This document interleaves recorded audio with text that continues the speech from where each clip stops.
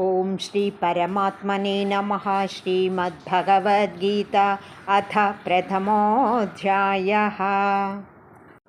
ఏతాన్న హంతుమిచ్చామి జ్ఞతోపి మధుసూదన అపి త్రైలోక్యరాజస్య హేతోః కిన్ను మహీకృతే నిహత్య ధార్తరాష్ట్రానః కా ప్రీతిశ్చ జనార్దన పాపమేవాశ్రయేదస్మాన్ హత్వైతానాతతాయినః.